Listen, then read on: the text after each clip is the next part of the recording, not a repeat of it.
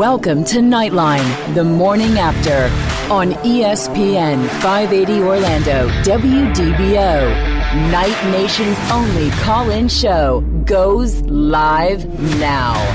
Alrighty, this is Knightline, the morning after. I am Andrew Phegley, and we are live from the Victory Casino Cruises.com studio at ESPN 580 WDBO, and we're going to be talking all kinds of sports stuff. You can give us a call, 844-225-5580 on the Dever Team line, or you can text us, 21232 at the Little Greek Fresh Grill text line, or you can reach me, AP_Knightline on Twitter. Joining me this week on Andrew and Friends, I'm going to start calling this every time, I think, Andrew and Friends, because it's different every time. We have Kyle Israel. Welcome back. Haven't seen you in a while. Thank you for having me back. I appreciate it. Good to be here. All righty. And Knight Bengal. Good morning, Orlando. All righty. Well, and manning the controls, Sam Albuquerque. Sam, What's up? Welcome back. We haven't seen you in a while as well. Hey, you get busy. They run me ragged around here. I'm sure they do. I'm sure that I've heard you on all kinds of different. You were on Jerry's show the other night. I filling heard in for Nicky. Nicky was doing his Lakeland thing, so I got a chance to be on. I'm always grateful to Jerry for let me play around with him every now and then. Awesome. Yeah. Well, and we thank Jerry for this opportunity to do this, by the way. Of course. So we're going to talk about, obviously, the Gasparilla Bowl, which is tomorrow at 2:30 in the afternoon in Tampa at the Cows rented stadium over there, Raymond James Stadium. Hopefully have more people than they have at their games. I think so. I think we will, hopefully. And then we're going to discuss who will play and who won't play. We're going to talk a little bit about the recruiting class and our thoughts on that, and just kind of talk about the bowl games that we've seen so far, if we've seen any of them, and a little bit of basketball. UCF basketball loses to Oklahoma 53-52 on Saturday, which was kind of a bummer. Roger, I think that you probably saw the game more than the rest of us did. I don't know about Kyle, but I didn't see very much of it. I had car work to do again. So I listened to a little bit of it. What was your synopsis, though? Do you have a synopsis for the? I do, actually. Okay. It was a fun game. Number one, we started off pretty hot and heavy. It was really fast in the first half. A lot of transition game.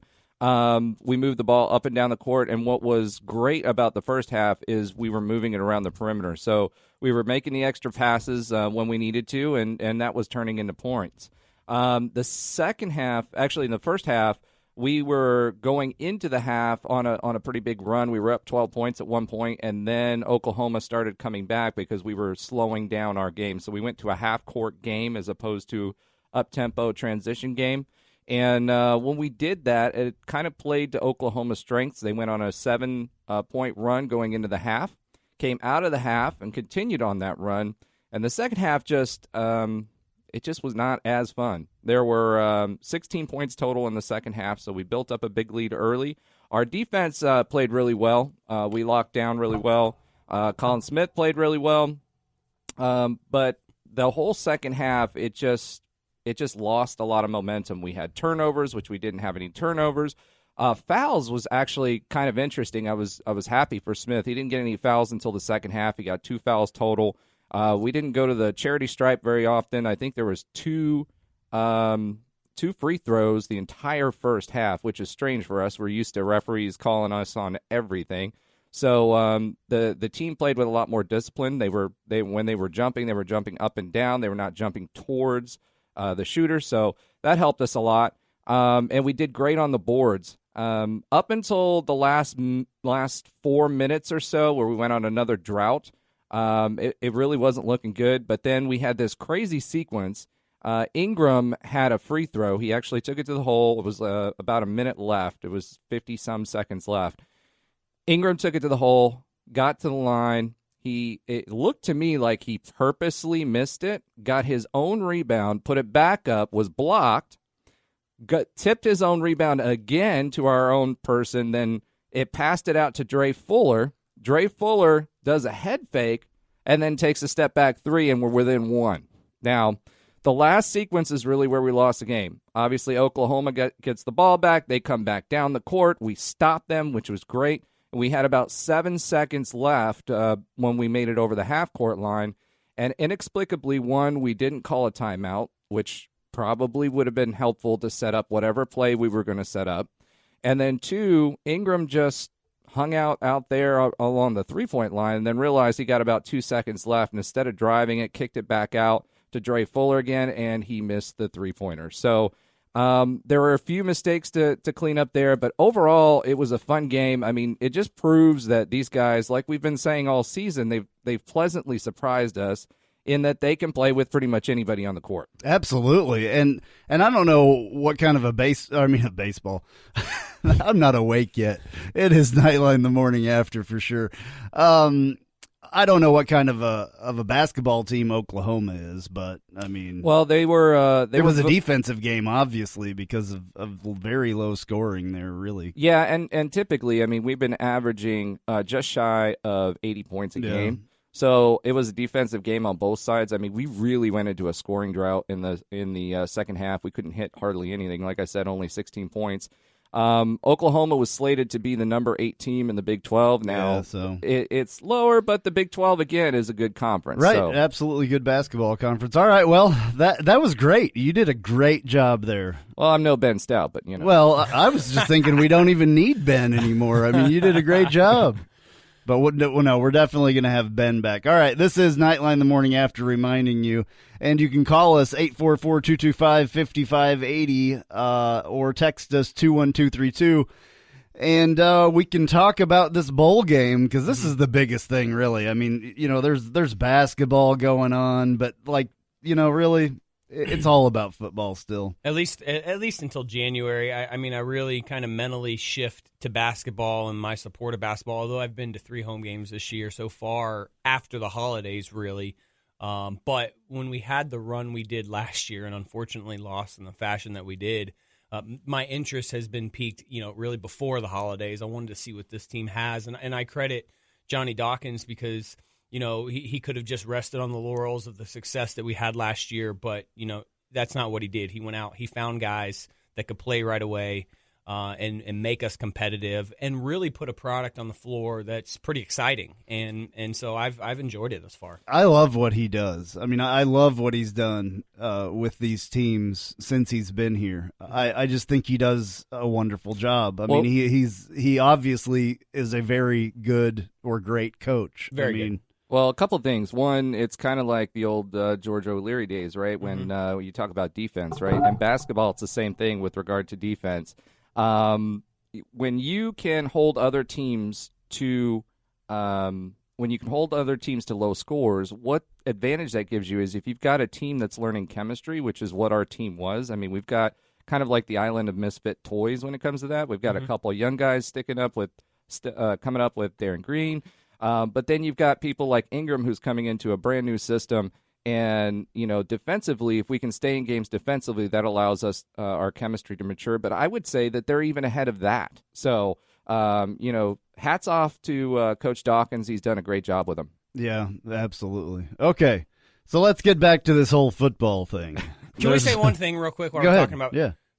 I wish that our fan base would have we did embrace Taco Fall, but to see how Boston has embraced Taco Fall, it kind of makes me realize how much we had with him the last 4 years. And we didn't embrace him nearly enough. Never really embraced him, and I'm really happy for Taco that Boston is doing that and that he got a chance to get out there. Well, if you watch, when he got in, I don't know if you saw it, but Brad Stevens was sitting there like hyping up the crowd. Yeah. He's totally playing it up, getting people in. It was pretty great, awesome. though. I mean, if he has to be an oddity, I guess, let him be the oddity. Right. Let him get the recognition for being that oddity. No doubt. And parlay that into production, however it needs to turn into production over time. I think with him, we saw him grow, Mm-hmm. and I think that we saw the struggles at the beginning, and maybe that's why he didn't totally have the support that maybe he should have from, the UCF fan base. I mean, I think he did in the end. He did. But not like he's getting in the NBA. No. I just think because he's so different in the NBA and he's not proven yet in the NBA and all that stuff, that they're just so excited to see him out there because he's so different. Well, and that they see maybe the potential of what he has. Well, he stepped up his offensive game. I mean, if you look at it, he's got that little baby hook shot he's got going on now. He's moving around a lot more. The other thing, too, with the NBA, they let you play a little bit more. I mean, part of what Taco's problem was he was so big that refs didn't know how to call him. Right. So they would call him tight all the time. So he would get janky fouls, and he'd have to sit on the bench for long stretches of the game. So, now he's in the NBA, he's playing with men, and they're letting him play a little bit, and that plays to his strengths for sure. Yeah, how did he do once he got in there? Do we know? He had a block. He had, I think, 6 points in that game. So it was the end of a blowout versus the Pistons. Right. So obviously you're not getting a real snapshot. But I think that any time on the court in live games for Taco, the type of growth that a person has cognitively, let's say, between the ears in moments like that is huge. And so to see him just kind of still get in there, I think he can play like a certain amount of games throughout the season. Yeah, I think he can play 45 days with Boston. Okay. So, I think each time for Taco, that's going to build some confidence. And I think that, he's getting some of the best coaching in the world, so he'll continue to improve. I was just bringing it up, number one, because it was awesome just to see that reaction of the fan base. And two, I've just kind of wondered, like, man, I didn't take advantage of having Taco in Orlando myself for the 4 years that he was here. Well, yeah, you're right. I mean, absolutely. The one thing that I will always remember about Taco is when he first came to UCF and watching him trip over his own feet. Right. I mean, honestly, he was that, he just didn't have control of his body, and the difference nowadays versus then is just so huge.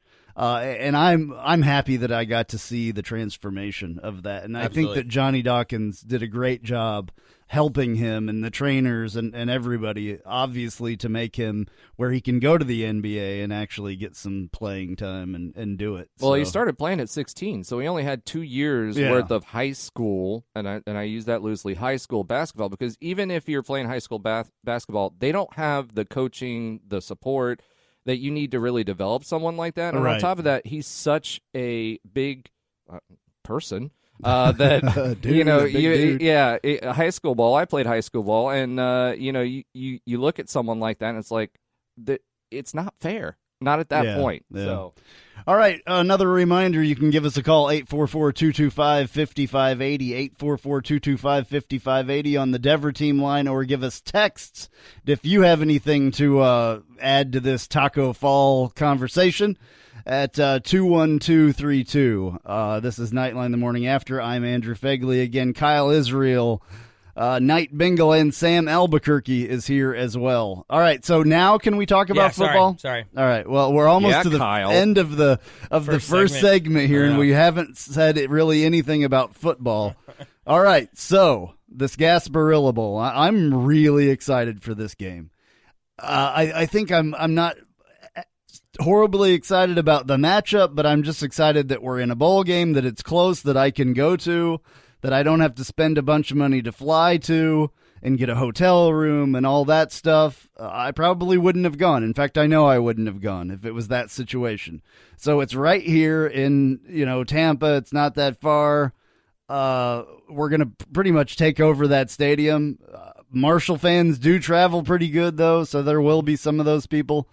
Thoughts going into it? We're less than, we're less. No, we're not less than 24 hours, but we're getting there. We're getting there. 2:30. I think that when you look at this game and maybe where we've been in the past, it's kind of hard to tolerate playing at this level of game after what we've experienced 2 years in a row. However, I think when you look at a matchup, I think Marshall's a pretty good matchup at this level. Our school has some history with Marshall. I certainly do. We played Marshall every year when I was at UCF. It was a good rivalry then. And Marshall's a team that's I think 8-4 and have beat some teams that maybe They beat FAU, and who ended up winning their conference. Looked pretty good. And in that bowl game, they beat SMU last night. Beat SMU without Kiffin there. So I think that the matchup is pretty decent. I can find a way to get excited about it based on our history with them. I'm going to be honest with you. I went to the Cure Bowl yesterday and saw it at Exploria Stadium and Orlando City Stadium, and I really like that environment. I would, if we are not going to be a team that makes it to the big-time bowl game every year, I would consider playing in the Cure Bowl rather than some of these other bowls in Florida. Okay, well, we're going to talk way more about this. We're going to take a little bit of a break real quick, and we'll be right back on Knightline the morning after. The college football playoff semifinal at the PlayStation Fiesta Bowl. It's a rematch of the 2016 semifinal when Clemson embarrassed Ohio State. Is it payback time for the Buckeyes? Or is Clemson returning to defend their national championship? Rose has two receivers open and a Clemson touchdown. Saturday beginning at 7 on ESPN 580 and FM 96.5 HD2. Oviedo Brewing Company is the hottest microbrewery in Central Florida. Located 7 miles from UCF at the Oviedo Mall, this 8,800 square foot brewery just opened its doors 6 months ago and has already crafted 13 unique beer flavors and counting in their tap room. The tap room contains different styles of beverages, including ciders, wines, and craft sodas. Not only do they have amazing beers, they also have a full kitchen with gourmet pizzas, wings, and tacos. Oviedo Brewing has activities for each day of the week, such as Taco Tuesdays, Trivia Wednesdays, Pizza and Pint on Thursdays, plus live music on Friday and Saturday evening. But the best is Sunday brunch with unlimited beer mimosas. Need a spot for game day? Oviedo Brewing is just the place with their large TVs to catch all the live games. You also find Oviedo Brewing at UCF tailgating sampling beers. And OBC support for the Knights doesn't stop there.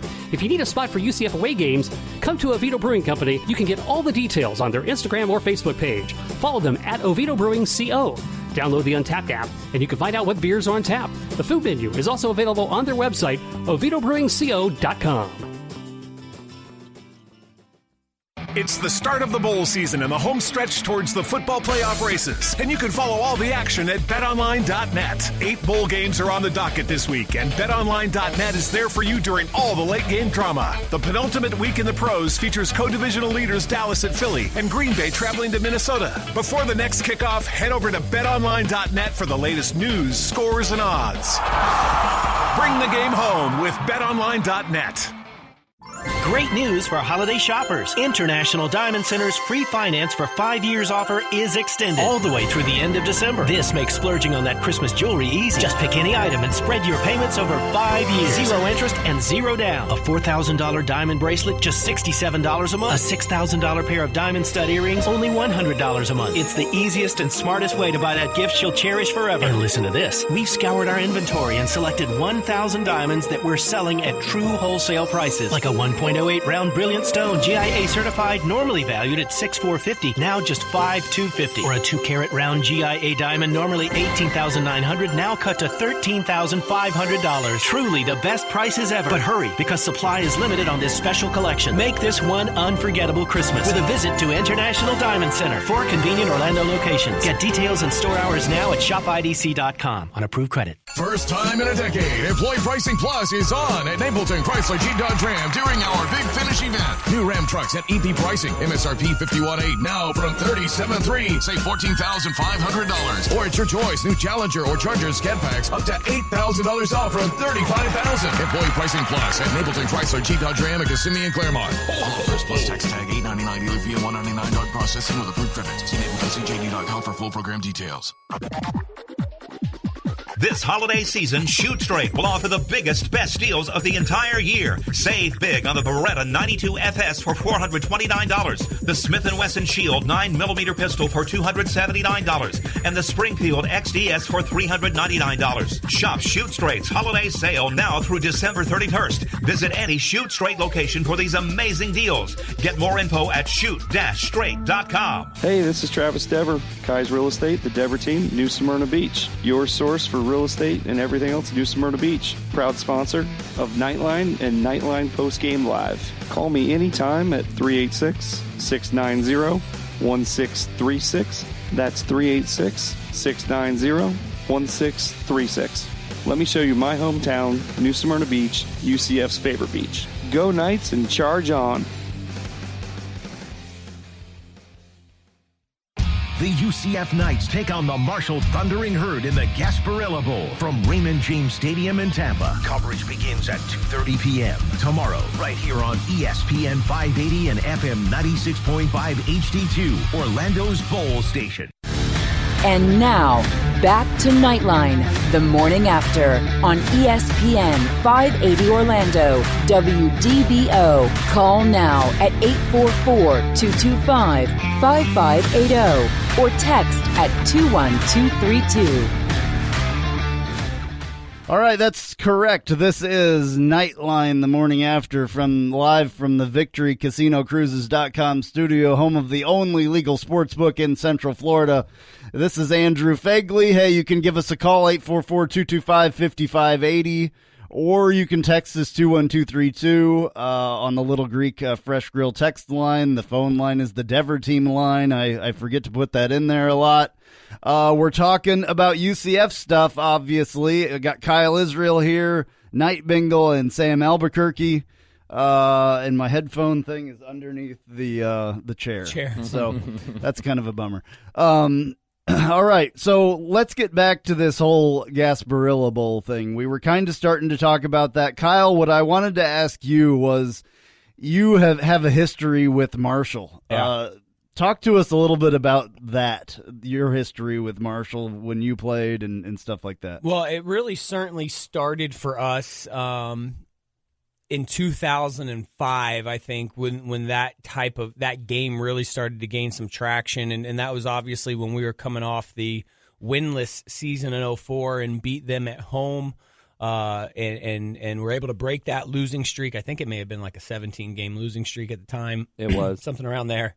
I tried to compartmentalize that and leave it back there. But to win that game and have the goalpost torn down against Marshall, I can tell you that as a player going up to Marshall, we played them, I think, in 2006 when the movie We Are Marshall had just come out. Matthew McConaughey was on the sideline. It was a nationally televised game. We were able to beat them with a kick. With a kick from the kicking burrito, Michael Torres. The kicking burrito. And I think I held that kick, actually. But we've had some really good games against Marshall over the years. Later in my career, we blew them out for homecoming my senior year. But Marshall has always been a program that has done really, really well considering where they're located. Considering that 40-something years ago, their program had to essentially start over after that terrible plane crash.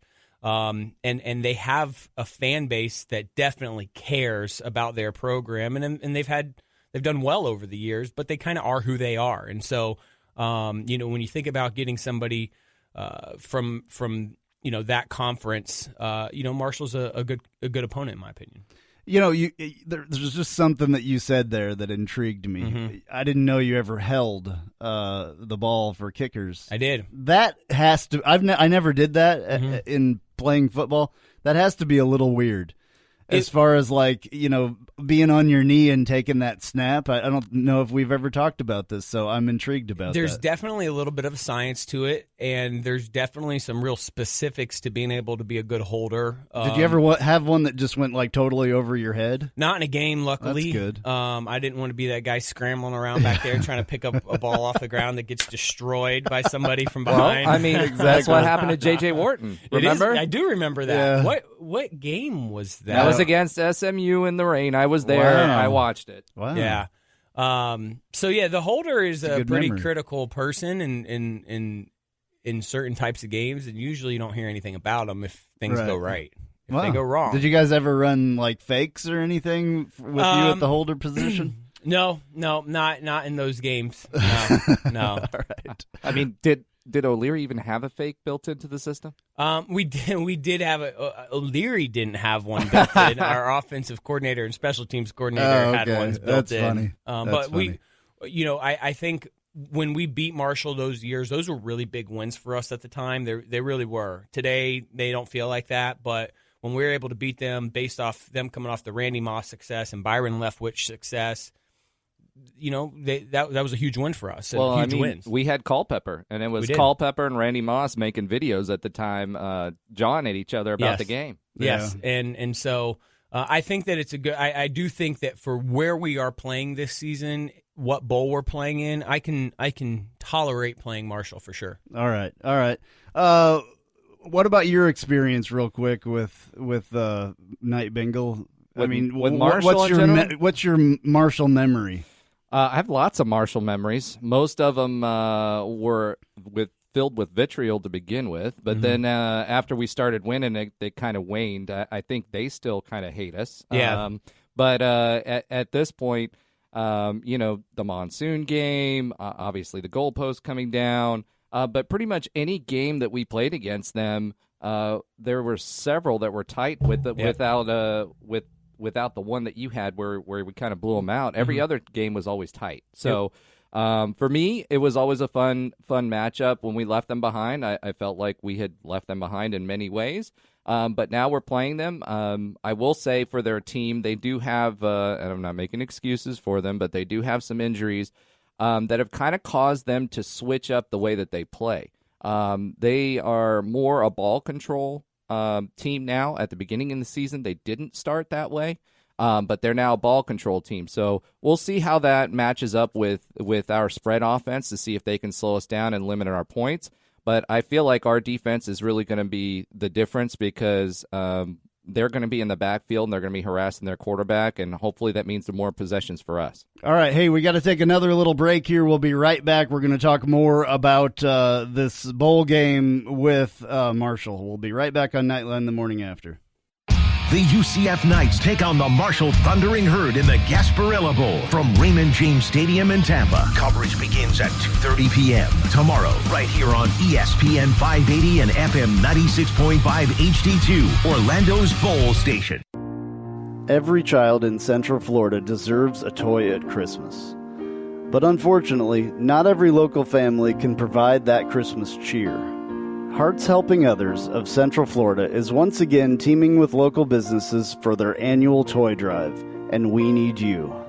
For years now, Hearts Helping Others of Central Florida has supported local Central Florida families in need with many programs, providing food, clothing, resources, and services. They do this regardless of the income bracket of the family, because every family could be just one paycheck away from financial disaster. During the holidays, things can be even worse for these families in need. For the next 2 weeks, you can drop off new unwrapped toys for ages newborn through 17 years old at one of our many drop-off locations.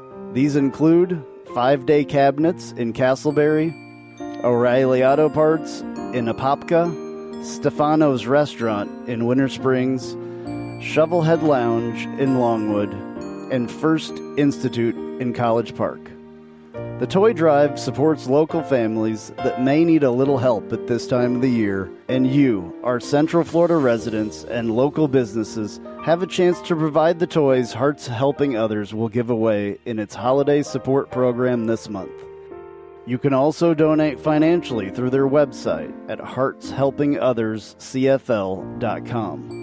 Become a donor for the holidays or a monthly partner. Find us on Facebook or PayPal at heartshelpingothers7@gmail.com. Hearts Helping Others. We can't help everyone, but everyone can help someone. Response has been amazing to IDC's incredible 5-year zero-interest financing offer. So, we're extending it through the end of December. Yes, you still have time to get that home run holiday gift and spread your payments over 5 years with 0 down and 0 interest. Go big this year, guys, with a $9,000 diamond bracelet and pay just $150 a month. Or a stunning $4,000 diamond eternity band, just $67 a month. And if you're popping the question this December, IDC has you covered. We've hand-selected over 1,000 dazzling diamonds that we're selling at wholesale prices. What about a 1-carat GIA beautiful oval or pear or princess diamond for under $4,995? Or a 1.50 round brilliant shaped GIA diamond for less than $8,995? And if you're looking for those big special 3, 4, and 5-carat diamonds, you'll be amazed at how low the prices are. You know IDC always guarantees the best value. But for this holiday season, we're breaking all the rules so you can make her best holiday ever. Merry Christmas from International Diamond Center. 4 convenient Orlando locations. On approved credit. Okay, Sun State Ford Christmas commercial, take one. Here we go. Frank is coming to town. Oh, yeah. Whoa, Frank cut. is coming to No, town. that's not it. All right, come on. Let's get this one right, people. Take two. Okay. Frank. Whoa. Stop. Wait a minute.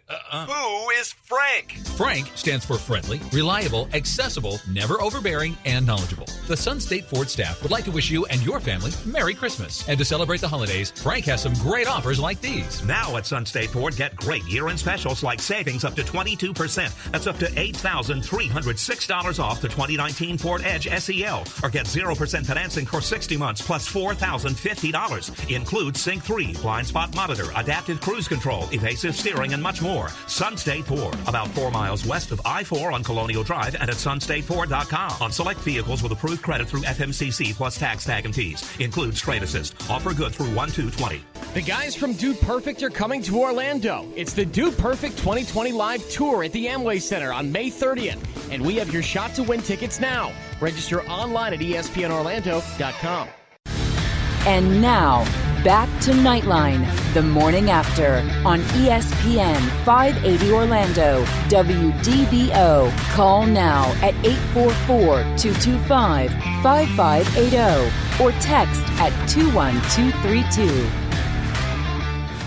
All right, that is correct. This is Knightline, the morning after. I am Andrew Phegley, joined by Kyler Israel, Knight Bengal, and Sam Albuquerque. This is ESPN 580 Orlando, WDBO, and we're talking about, obviously, the Knights, and we're talking about this bowl game coming up. We got a caller on the line, my good friend Andrew, and he wants to talk about the mindset going into this game. Andrew, how you doing, man? Doing good, guys. How about yourself? Thank you for calling again. We missed you last week. Yeah, sorry about that. What's going on? Do you have a concern about the mindset going into this? Yeah, because it's an interesting time. Because I mean, I'm actually excited for this game because it's a good trip down memory lane. Because my first ever football game for UCF was the Marshall game in 2005. And it's a great way of being introduced to college football, because before that I didn't really know much about it because I did high school in the band and didn't really care much about it. But when I first did the first UCF football game, when people cheering, rushing the stadium, tearing down the goalposts, I said, this is awesome. Is this what college football is like? And never looked back since. Yeah, and now I think one of the biggest fans, to be honest with you. You're up there in the rankings of fans, I believe. So that's a big difference. Well, yeah, it's definitely cool to see. I think the reason why I became such a fan is because I got to see so many firsts. You know, the first bowl game, the first conference championship, the first bowl win. Like, I was there for each one, so witnessing that has definitely got me so ingrained with UCF, not only for football but athletics and the university as a whole. But going back to the question is, I don't know what the team's mindset is, because it's a different time. Now that we've had a taste of such a pinnacle of success that we have we gotten complacent? We have people now sitting at a bowl game. I mean, before that was never a thing.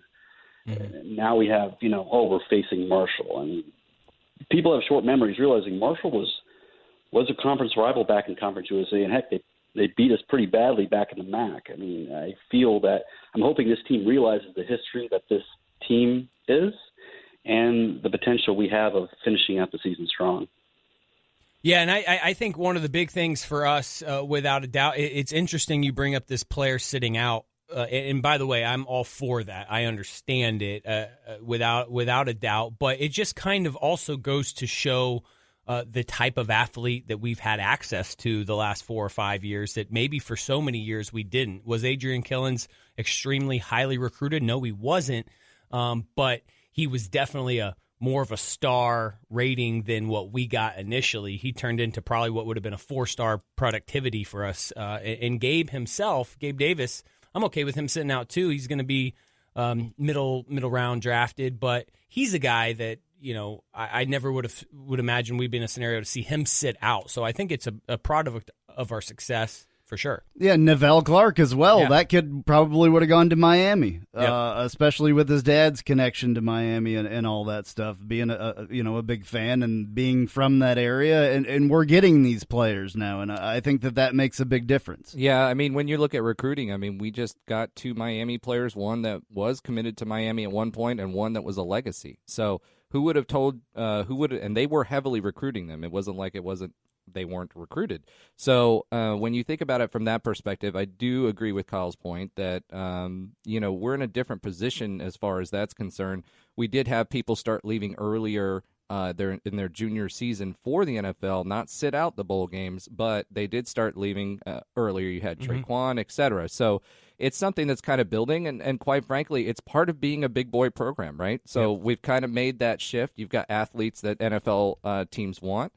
And for them, when you've got millions of dollars on the line, I don't blame them one bit for sitting out. That being said, back to your original question on the mindset, and I'd like Kyle to chime back in on this, but from my seat, I think you've got a mix, right? Because you've got some seniors that are out there. This is their last rodeo before they try to make it to the NFL, right? Their draft grades probably aren't as high, but they're still capable of making it. I mean, Jordan Johnson comes to mind, So I think you've got some guys like that that'll keep them focused. I think they're enjoying it for sure.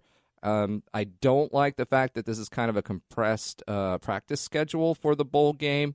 But that being said, I think their mindset, their head's going to be in the right place when they strap on their helmets. And if it isn't now after Tulsa, they need a head check. Well, for me, you can kind of just point to Dylan Gabriel because Dylan is still, wanting to go out and set up the future, right? So if I'm Dylan Gabriel going into this game, it's a huge game for me. Yeah. I'm still a true freshman. Huge. It's still a part of this campaign that I've put together this year. I'm trying to build for the future. I'm trying to build around me for the future. And he can make a lot of those strides for going into the offseason as the true leader of this football team. Even though McKenzie's going to be around and there's some other guys that are going to be around, Dylan is still working to solidify that leadership role and going into a bowl game focused, going into a bowl game prepared, and being the guy that can go out there and say, he's got to be that says, this game matters, these plays matter, this is why they matter for next year. Yeah, we want to win today, but let's set ourselves up for success going into spring football. Yeah, and I that's think a good Dylan way to look needs at it. to be the guy that is the catalyst for this specific game to rally behind. All right, Andrew, hey, man, thank you so much for your call, and thank you for your support. Really appreciate it. Take care. See you at the game. All right, man. We will definitely see you. One thing that I wanted to bring up there is everybody's looking at me weird. No. We just looked at each other. There was we had a bro moment in the no, but you guys are sitting a little close together over there. No, but I was just thinking in my head with Andrew calling every week. We should have a segment called Andrew to Andrew. We should. It should just every week we should just take Andrew's call. That's what we do anyway. We don't take half of the calls that we get. No, we're just joking around there. But the whole thing is, and I have some clips here, and we'll get to those. It's about leaving a legacy, and that's a good thing that you just said because that's exactly pretty much what Heupel said. So let's hear that real quick. Yeah, I mean, you've heard it, right? To me, this is about leaving a legacy and leading off the legacy of the following season, right? A lot of young guys that through the course of the season have earned an opportunity to play more and more snaps. Them finishing the season the right way. Our seniors finishing their career the right way. And it's important for us. Got a chance to go win 10 games again for the third straight season. You look at the elite company that it'll put you in as far as wins over the last 3 seasons. We've got a special opportunity to do something special. All right, well, there you go. As far as that's, I think his mindset that he's trying to give the team. If you want to put into perspective how to tolerate a season that has become what it is for us, right? That loss to Tulsa really kind of being that stamp that was very frustrating. But when, after my Liberty Bowl performance, I'm going to be a little bit personal here. I threw 3 interceptions. We didn't win that game. I was very upset after that game and really didn't talk to anybody within the program until I graduated. So I left Memphis, went home, and just focused on my grades and never went back to the facility, which was a bad, immature choice on my behalf. But when I did go back to Coach O'Leary and told him that I was just disappointed and embarrassed with how I played in that game, he said, listen, Kyle, you won 10 games. And in college football, just so you know, if you win 10 games, that's something you can hang your hat on. And so I hear what Coach Heupel says there about winning 10 games. It is a nice milestone to be able to hit double digits. And if we can do that for 3 years in a row, it does mean something. And I think that is something to play for. Yeah, and one of our seniors, this is Jordan Johnson, and this is what he said about Marshall and giving him the best shot. A lot of respect for their front seven. Their D-line is really good, and we're going to give them our best shot because I know they're going to give us their best shot. All right, so there's one of the seniors saying that they're in it. I mean, they're definitely in it for this game. One cool thing about this game as well, and I know a lot of people were upset with the opponent. They were upset about the time of the game. Yes, it's on a Monday at 2:30 in the afternoon, which is a little weird. But one thing, it is the only bowl game on Monday, so that's kind of cool. And it's the only one, that's on ESPN, the real ESPN, all over the nation at 2:30 in the afternoon. Well, and on top of that, a lot of people too, they're going to be either they're going to have this week off, right? Because the way that not New Year's Eve, I'm already there. When Christmas and Christmas Eve kind of come into play this week, a lot of people took those first 2 days off. So there's going to be plenty of time for people to do that. You're coming out of a weekend where you're doing Christmas shopping. I mean, I did that yesterday. I was a little late, but I still have to do it, so you're okay. I'm with you tonight, Bengal. I did it yesterday too. Yeah. So now people are going to have off, so there's going to be eyeballs on it for sure. Yeah, absolutely. Okay, so my good friend Trey Strelko, who is on Knightline podcast with me, always asks some kind of tough questions. He kind of doesn't like to throw the softball. So when he was talking to Greg McCrae the other day, he asked this question, and I wanted to play this one. Here we go. You say you're dialed in. Team was a big favorite over Tulsa as well. A little bit of a letdown there. Do you sense a difference between going into this game and going into that game? Yeah, it's a different game. Every week is different. We dialed in every week, so we go in every week thinking that we're going to win. Not thinking that it's going to be upset or looking at what people saying like we're a big favorite. We believe in what we believe in. All right, well, a very mature answer for Greg McCrae as well, which I really liked. So I think that's cool, and that's how he's thinking about going into this game. And I believe that he's going to probably be the starting running back. If they have him out there answering questions, I would assume that he's the starting running back. Yeah, it's going to be him and Otis, right? Right. And I think it's going to be all of them, and we may see some new faces too. You never know.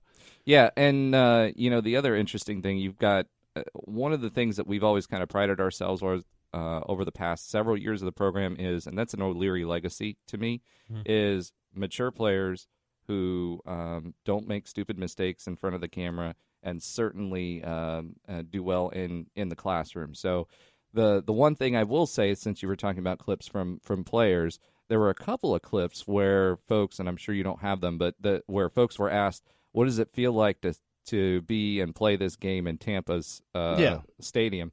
And so there was some very interesting. Well, Marlon and this Otis is our town. Yeah, exactly. Well, and then Greg McCrae said that as well at the end of that interview. And I didn't put that in here because I have that for later.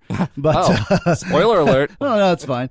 So absolutely, it is kind of cool to play in that stadium, and they feel like that's a big deal as well to play there. And I think Greg McCrae said something about there's not much winning that goes on in this stadium or something, so we're gonna like clean that up a little bit or something like that. He definitely took a shot. Well, I hope they're focused. I really hope they're focused because again, Marshall, for Marshall playing us is a huge game. Yeah, and they haven't lost a bowl game under their current head coach either. I didn't know that. Yeah, that's a big deal as well, and the players know that. The other thing is, it's interesting to keep these rivalry type things going when a team is in a different conference, and then we've gone through so many coaches. It would help if there was like some kind of a legacy person or whatever, like Kyle Israel, that could go in there and talk to the players and say, look, maybe you don't know about this because you haven't been here, you're a young player or whatever, but this is what happened during, this time. And hopefully they've gotten that from somebody. Yeah. I think that they probably have, but Doc Holliday hasn't won against us. So there's another big one. So, when you're he's won 6 bowl games in a row. No, I know, but he hasn't won against us. against UCF. So you heard it. I don't, and I'm going to do a cross plug here real quick. But one of the Knightline features that we do is we have folks who come on and talk about and preview the game, right? So one of the things that they had is they had a Marshall person that was in there, and he absolutely hated us. Yeah, and absolutely. I think a lot of that fan base, there's some hate going on there because, one, they haven't won against us, they lost some close games. 2, we left them in Conference USA behind. Yes, that's a big one. The way that we felt about, sorry, I know we got to get to a break here. Yeah. The way that we felt about South Florida being in the Big East and moving on and snubbing their nose towards us, we've done that to Marshall in some form or great fashion. way to put it. And to add to that one more point, being a recent graduate, like at least more recent than a couple of you guys, is I don't think the young fan base understands our past. We don't understand our history. Like, we don't think about Marshall. We don't think about Conference USA. Even when I,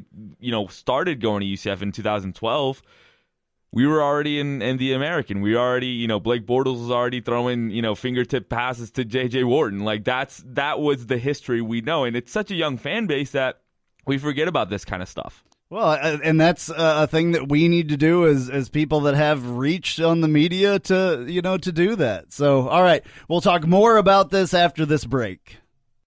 Hold your breath. The home of the NFL Triple Header Sunday is ESPN 580 Orlando. Yes! First at 1 p.m., the Miami Dolphins take on the Cincinnati Bengals. Then at 4:30, it's the battle for the top of the NFC East as the 7-7 Dallas Cowboys take on the 7-7 Philadelphia Eagles. Then Sunday Night Football pits the Kansas City Chiefs against the Chicago Bears. It's all right here on another NFL Triple Header Sunday. ESPN 580 and FM 96.5 HD2.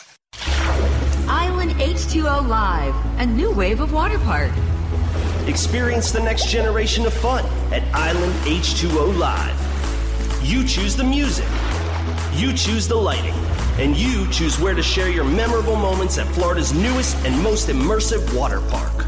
Island H2O Live. Now open in Kissimmee, located off US 192 and State Road 429 on Inspiration Boulevard. Island H2O Live. I'm attorney Greg Francis, and I've joined my good friend Joe to create Osborne & Francis, a law firm tailored exclusively for people who've been seriously injured by the negligence of others. I'm your homegrown attorney that fights hard for you every step of the way. If you've been hurt in an accident or on the job, call my office today, 407-655-3333. Osborne & Francis, real, tough lawyers. Offices, Orlando. Light Up UCF is celebrating 12 years of snowy nights and sparkling lights. Now through January 5th at Addition Financial Arena on the UCF campus. Check out the new light show powered by Duke Energy with more lights, more snow, and new music. Light Up UCF is a winter wonderland of fun. Enjoy ice skating, the ice slide, Ferris wheel, free movies, and an all-new carousel. Don't forget to take a photo with Santa in Barnes & Noble. Light Up UCF celebrating 12 years of snowy nights and sparkling lights. For more info, visit lightupUCF.com. Spice up your company with homemade marketing services from Tasty Gravy Creative. Tasty Gravy serves up a menu of budget-friendly marketing, graphic design, and public relations services customized to your specific goals. Co-owned by a UCF graduate, Tasty Gravy can help refresh your brand, strengthen your online presence, or reinforce your company's message. Contact Tasty Gravy for help with your website, social media, marketing, advertising materials, and more. Visit tastygravy.com.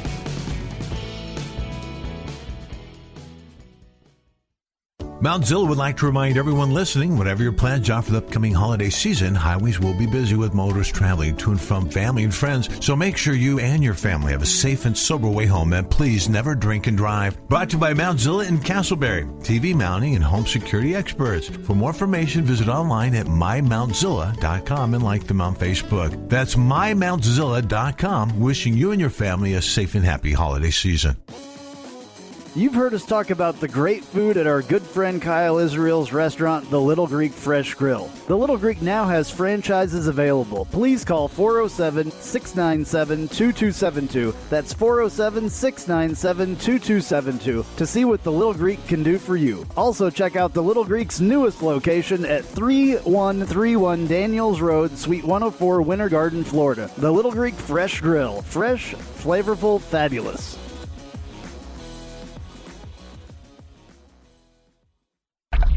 Now you can listen to ESPN 580 Orlando on your smart speaker. Alexa, play ESPN 580. Hear all your favorite ESPN 580 shows just by saying, "Hey Alexa, play ESPN 580 on TuneIn." ESPN 580 Orlando from TuneIn. And now, back to Knightline, the morning after, on ESPN 580 Orlando, WDBO. Call now at 844-225-5580 or text at 21232. All right, that's correct. This is Knightline the morning after. I'm Andrew Phegley. We got Kyle Israel. We got Night Bengal. We got Sam Albuquerque. Just loaded up with Andrew and friends today. We're talking about UCF sports. That's what we talk about on ESPN 580 Orlando here at this hour anyway. It's all UCF. You can call 844-225-5580 and text 21232. What else here? We really never got to this recruiting thing. We were going to talk about this. It happens every week that it's a short hour, and we kind of mess around and talk about all kinds of other stuff. Talked about basketball for way too long as far as I'm concerned. Hey. It is what it is. So, recruiting class. Roger Night Bengal, you probably have some opinions on this recruiting class. Get to that really quick. Okay, I'm going to be really brief. Number one, we're ranked as the number 65, but don't get too spun up about that right now because we've only got 13 recruits that have committed and signed their NLIs. So as that number raises, that'll get better. Also, we have Mr. Kabir, who is still committed to us and is working on getting back to us for the spring. So we did recruit 3 offensive linemen, and it never ceases to amaze me how much bigger all of our linemen are coming in. All of them above 6 foot, all of them above 300 pounds. And one of them's 6'10". I know. He's a big boy. I actually saw him play when he was 13. I was a chain gang for a GFL junior league when I was playing over in Hamburg, Germany. And his team... Really? That's odd, isn't it? His junior team was playing against our junior team, and kind of what we did as a part of our salary was, coach the youth. And so we were running the chain gang that day, and I saw him at 6'4" then. Was he a monster then? A monster then. Yeah. 6'4" in the youth league? Yeah. In the youth league. I'm surprised they let him play, to be honest with you, because there's a lot of limits on stuff like that. But this guy, I mean, if you've seen his tape, he just pushes people down, and half the time they don't even get up. Well, I've been wondering if Johnny Dawkins is going to make his way over to the football facility and ask him, "Are you playing the right sport?" You never know. He's very athletic for 6'10", 300 pounds. I think he may be playing the wrong sport, personally. Yeah, you never know. Yeah, I will say this. It'll be interesting to see if the quarterback can see over the line when he becomes a part of it. Creedle, I wanted to talk about him a little bit. Really big 6'4" guy. Good replacement for Gabe. We also did a great job backfilling our secondary. We brought in Johnny Richardson, which is a nice speed back, kind of like an AK kind of back, so we continue that on. And then Kendrick Wilson, we got a couple big defensive ends that are coming in 6'5", 235. So I'm going to keep it short. All right, very quickly, final thoughts on the game coming up tomorrow afternoon. Okay, I think that UCF's going to win this game. I'll say one thing quickly, and we can probably talk about this another day. Our recruiting, is one of the biggest areas that we've failed over the last 3 years, and we have not capitalized off the success that we've had. And if a coach is going to get fired at UCF, I don't believe a coach will be fired based off wins or losses on the field, but not being able to translate wins into recruiting wins. And right now, we're not doing that, in my opinion. Interesting. Okay. Defensively, we should have gotten to I say this we were a lot quicker, and we could have actually talked about that, which is kind of a bummer. Sam, you got any final thoughts over there? You've been very quiet today. Hey, man, you guys are rolling. I only jump in when I feel like I have something to add, and you guys were covering everything today. Right. But no, I think something that Kyle mentioned earlier, I think this bowl game is a chance for Dylan to really establish himself as the leader of this team with a guy like Gabe Davis not being there, a guy like AK not being there. It's time to step up as a leader and carry this team and be the face of this program moving forward. And it starts tomorrow. Absolutely. All right. Roger, something very, very quick. Anything. I'm looking forward to being there. I hope it doesn't rain, and I hope I see lots of you there. All right, there is the music. Thank you very much for everyone that listened, and thank you for everyone, Andrew, that called. We appreciate it. We'll be back next week in this exact spot. This is Andrew Phegley, and this has been Knightline the Morning After.